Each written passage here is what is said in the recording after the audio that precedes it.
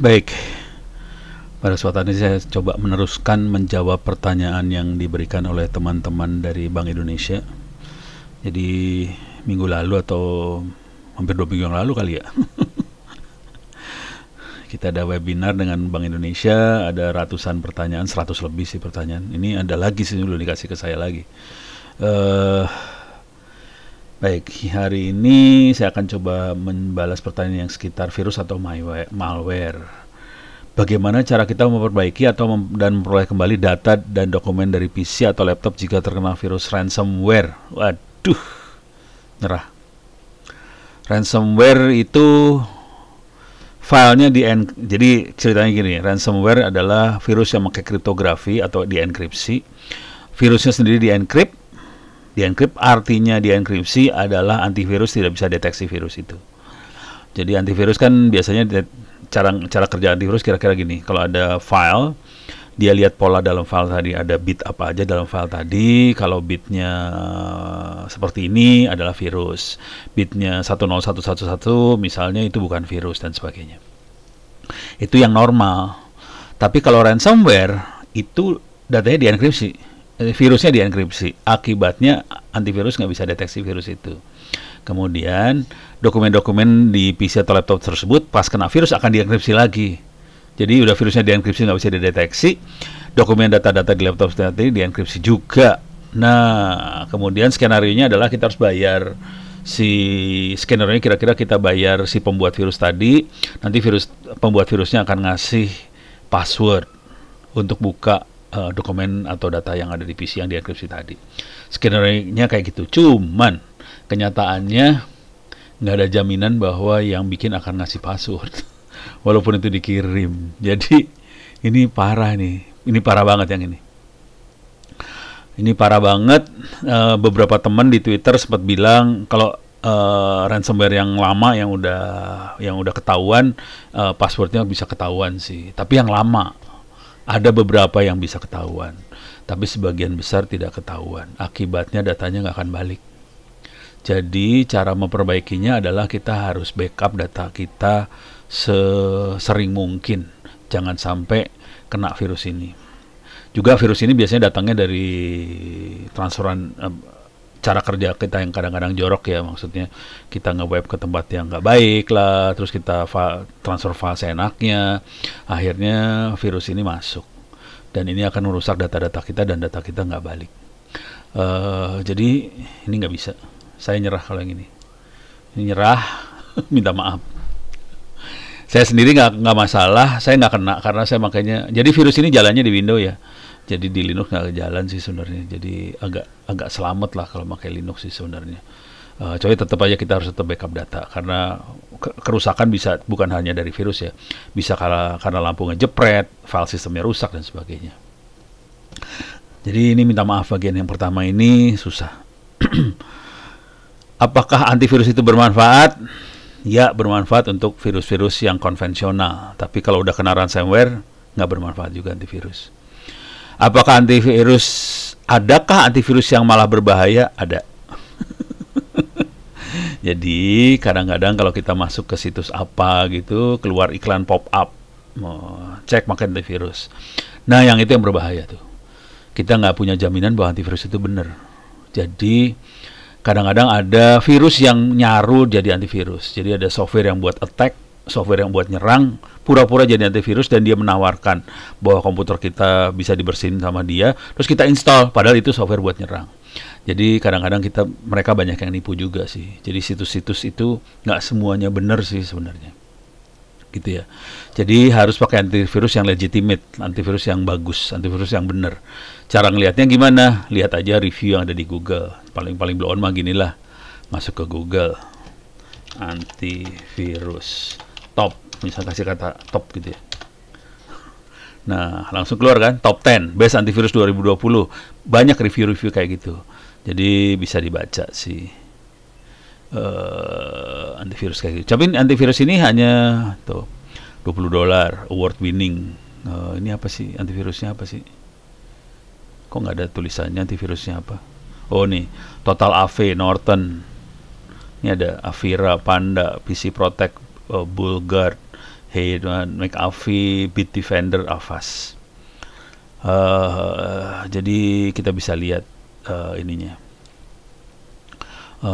Antivirus yang baiknya bisa dilihat di review-review. Cuman kalau saya sendiri sih, jadi cara berpikirnya gini, virus itu jalan kebanyakan pakai Windows sih. Jadi dia menggunakan bukan plugin sih, apa sih, fasilitas yang ada di Windows lah. Dan ini virus-virus itu tidak jalan di Linux akibatnya. Jadi virus memang dirancang kebanyakan untuk Windows sih, sama handphone sih sekarang. Jadi untuk dua itu kepaksa kita install antivirus. Kalau di handphone kita bisa cari juga di sini, Android. Top. Jadi baiknya lihat-lihat review lah. Nah ini, Total AV yang paling tinggi, Total AV semua ya. Total AV, Bulgard, Panda, Device, Zone Arm. Jadi ini juga Total AV paling tinggi. Jadi yang paling tinggi ya Total AV sih yang paling tinggi. Harganya paling murah juga $20 . Tapi tetap aja $20 kan 300.000 ya. Kerasa buat beli sih. Saya sih mending enggak. Tapi kira-kira gitu deh. Gitu ya. Jadi ada antivirus yang berbahaya, ada yang bermanfaat. Tapi ini hanya bisa bermanfaat buat virus-virus konvensional. Kalau virusnya udah ransomware, biasanya urusan menjadi berabe. Izin bertanya, bagaimana menghadapi tantangan cyber bagi orang awam menghindari target attack ransomware industri 4.0?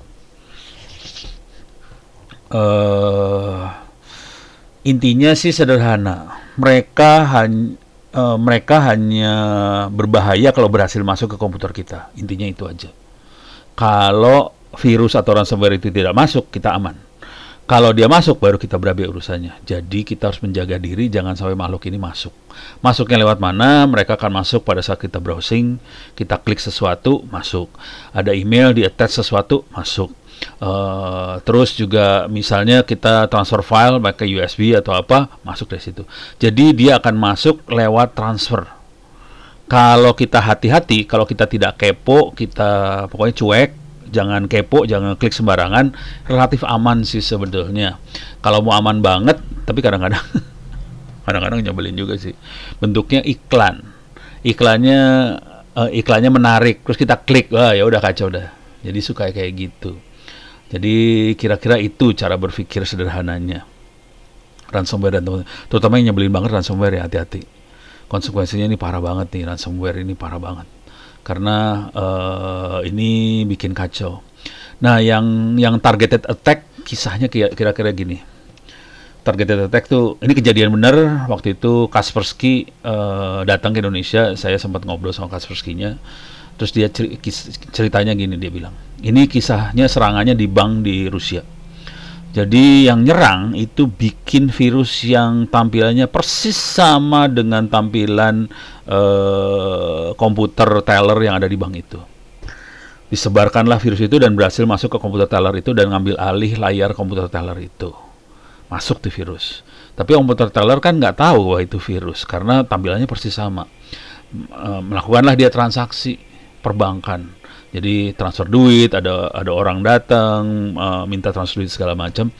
Asli duitnya transfer ke yang bikin virus. Jadi yang targeted attack ini ngeri banget karena bisa masuk virusnya, dan ini targetnya bank waktu itu di Rusia. Kaspersky langsung yang ngobrol sama saya waktu itu, ya, dia kisahnya seperti itu. Jadi ngeri sih kalau udah sampai level yang itu. Tapi mudah-mudahan nggak kejadian lah di Indonesia. Jadi intinya buat menghadapi ini kita harus lebih menutup diri, jangan kepo, jangan ngeklik sembarangan, jangan macem-macem gitu. Jadi pakai VPN lah, kalau mau transaksi jangan pakai WiFi publik, jangan pakai fasilitas publik sebisa mungkin. Kita sebisa mungkin pakai kalau kerja pakai fasilitas yang tertutup, private network. Virtual private network lah, syukur-syukur di kantor pakai private network, WiFi dimatiin, semuanya dimatiin semua. Jadi kita lebih aman. Jadi nggak ada yang bisa masuk sembarangan ke tempat kita. Itu kira-kira. Dan yang jadi masalah adalah kalau pada saat kita tidak kerja, kan kita pakai peralatan yang kita punya sendiri. Dan kadang-kadang kita agak sembrono. kita nge-web kemana, mungkin kitanya nggak sembrono, anak kita yang sembrono, jadi dia nge-web kemana segala macam, masuklah itu ransomware dari sana dan ini nyebar dari situ. Jadi yang agak bahayanya di situ sih, pada saat ada pihak ketiga yang pakai peralatan yang kita pakai. Memang bukan peralatan buat kerja sih, emang peralatan punya kita sendiri, tapi kan kalau dia masuk ke situs yang ngaco-ngaco kan jadi kacau ceritanya. Jadi itu sih, mungkin kalau di kantor kita relatif lebih aman, tapi kalau alat rumah masuk ke kantor, jadi ceritanya jadi seru di situ. Ini ransomware memang bikin masalah banget sih, jujur. Saya sering kali di Twitter pada nanya, saya nyerah langsung. Kalau ransomware saya nggak bisa apa-apa. Cuman beberapa teman di Twitter kasih jawaban sih. Ada, kadang-kadang ada, tapi nggak selalu ada. Bagaimana cara mendeteksi suatu file di attach, tersisip malware, virus, phishing, dan sebagainya sebelum mendownload file itu?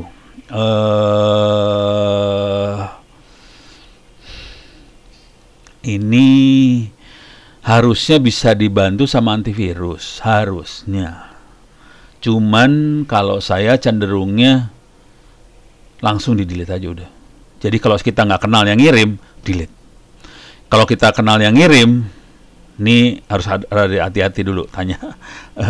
Ini filenya bener yang dikirim ini gitu segala macam. Kalau saya cenderungnya saya akan buka filenya di komputer yang yang tidak tersambung kemana-mana. Jadi kalau saya kebetulan pakai Linux ya, jadi saya berani ngebuka file-file seperti itu karena virusnya nggak akan jalan di Linux. Cuman bagi Anda yang nggak pakai Linux, sebaiknya komputer tempat kita ngebuka file-file itu jangan komputer yang ada data segala macam. Kalau sampai komputer itu compromise, dirusak segala macam, masih nggak masalah. Jadi ini cara deteksinya sebetulnya pakai antivirus. Cuman kalau kita yang masuk yang ransomware, tetap antivirusnya nggak akan bisa deteksi. Jadi agak sulit. Cuman kalau dia dikirim oleh seseorang yang kita kenal, delete aja udah. Jadi jangan macam-macam aja. Karena sebelumnya saya pernah alami hal yang tidak mengenakan terkait download file. Hal ini terjadi ketika masih kuliah, kita download mengirimkan seluruh file di laptop saya terlock. Muncul file TXT bertuliskan melalui mengirim email. Nah itu ini ransomware nih kelasnya. Ini kelas-kelas ransomware yang masuk nih. Jadi memang itu kejadian. Kalau ransomware nggak bisa dideteksi. Antivirus pasang kayak gimana juga nggak lewat pasti urusannya. Jadi sebaiknya jangan kepo udah. Kalau nggak kenal delete dah. Jangan macam-macam aja itu. Email nggak kenal, ada email yang tidak kenal, delete. Bahkan saya pernah nge-delete email dari Microsoft. Saya pikir spam, sampai orangnya ketawa-ketawa. Udah sebulan kemudian kan kita ketemuan gitu ya. Dia ketawa. Waktu itu saya kirim email ke kamu kok nggak dijawab. Oh itu kamu yang kirim email ya? Saya pikir itu spam. Oh bukan, itu beneran. Oh alah. Saya sampai kayak gitu. Padahal saya pakai Linux. Saya delete. Saya pernah mendengar penjelasan bahwa ada malware yang bisa menebak password dengan cara meniru kerja seperti kamus. Ini istilahnya adalah serangan dengan membaca dictionary atau kamus. Jadi itu kita biasanya menyebut teknik serangan seperti ini adalah dictionary attack. Oke. Dia bisa berupa malware, bisa berupa manusia juga yang masuk gitu. Jadi malware itu mencari kata dalam kamus yang cocok dengan jumlah karakter. Apakah itu benar? Seperti apa saran Bapak dalam membuat password? Jadi kira-kira gini cara pekerjaannya dictionary attack. Jadi si virus atau penyerang akan bermodalkan kamus dictionary. Kalau nggak saya cari di internet aja lah. Paling gampang mah. Dictionary attack. Oke. Dictionary attack adalah metode untuk masuk ke password protected computer atau server atau aplikasi dengan memasukkan tiap kata yang ada dictionary, ada di kamus sebagai password, dan dia menggabungkan kata-kata itu. Oke. Dengan harapan ada kata yang nempel. Dictionary itu bisa berupa kata-kata, bisa juga tanggal lahir segala macam. Jadi kamus jangan berpikir kamus kata-kata doang ya. Kamusnya bisa angka, tanggal lahir dan sebagainya, gitu ya. Jadi itu dictionary attack. Jadi ya, betul kita kadang-kadang melakukan serangan itu dengan cara menebak password dan kita ngambil referensi dari daftar kata. Daftar kata itu kita sebutnya dictionary. Oke. Jadi dictionary jangan pikir kamus kayak kamus bahasa Indonesia bahasa Inggris gitu, bukan, beda. Pokoknya daftar kata lah. Daftar kata kita nyebutnya kamus, dictionary. Nah, jadi password yang disarankan apa supaya kita aman dari dictionary attack seperti ini? Jadi password yang disarankan adalah harus sebaiknya gabungan dari beberapa. Saya coba gedein dulu. Ini saya gedein. Contoh kata yang ini ya.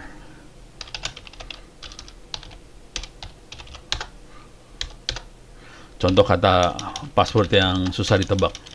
Kalau misalnya ini Jakarta kita, itu masih gampang nebaknya. Coba saya bikin kayak gini. J 4 K 4 K 4 R T ini jadiin 6 K 1 ini kasih tanda seru 4. Nah, udah mulai susah tuh nebaknya. Kalau udah mulai kayak gini susah, apalagi di sini ada saya sorry. Diginiin gitu, udah mulai kacau dah. Jadi udah mulai ada angka, huruf besar, huruf kecil, ada tanda-tanda baca, ada karakter khusus, udah nggak bisa ditebak. Jadi bikin karakternya seperti itu, dicampurin.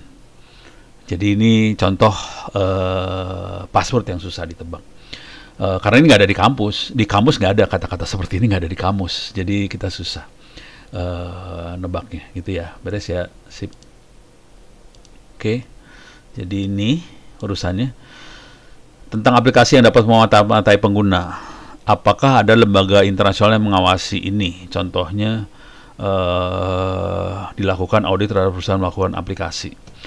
Kalau aplikasi yang memata-matai pengguna, kalau lembaga internasionalnya nggak ada sih sebenarnya. Jadi yang ada gini nih, yang ada. Kalau kita masuk Play Store atau playgoogle.com, nih kita bisa masuk aplikasi. Nah, ini mereka yang masukin aplikasi ke Play Store, ini diaudit dulu sama Google ya. Google mengaudit aplikasi-aplikasi ini. Kalau nggak ada mata-matanya segala macam. Jadi ada checklistnya lah di Google. Nggak boleh ada mata-mata, nggak ada trojan, nggak ada virus, nggak ada permissionnya oke, segala macam. Dia bisa lewat. Cuman yang masukin aplikasi ke Google tuh banyak banget. Banyak banget orang masukin aplikasi ke Google, dan kita juga bisa ngasih laporan ke Google sih. Kalau ini aplikasinya brengsek, kita laporin ke Google, bisa dicabut tuh aplikasi dari Google Play Store-nya. Jadi si platform yang menyediakan aplikasi, dalam hal ini kalau di Android adalah Play Store-nya Google, dia melakukan auditing terhadap aplikasi tadi. Oke. Tapi auditingnya ya secepat-cepatnya dia lah. Maksudnya nggak sampai gila-gilaan auditingnya. Yang lebih gila auditingnya yang iPhone. iPhone lebih gila, lebih lama dia di auditnya. Jadi iPhone lebih aman sih dari sisi itunya. Tapi Google biasanya kita kasih fasilitas lagi, Google ngasih fasilitas buat ngasih bintang. Jadi aplikasi yang bagus bintangnya banyak. Jadi caranya kita main, kita lihat bintang, terus lihat juga ini sih, ini bintangnya kayak gimana. Lihat juga ininya, komentar orang. Komentar orangnya gimana. Kalau komentarnya bagus, oke, bisa diambil. Jadi kalau kita bermain caranya kayak gitu. Jadi selain si platformnya juga melakukan auditing, ininya juga usernya juga ngaudit juga. Jadi double garden sih sebenarnya buat ngeceknya. Gitu ya. Cuman yang lembaga lain yang ngelihat juga bisa juga adalah ngelihat kelemahannya.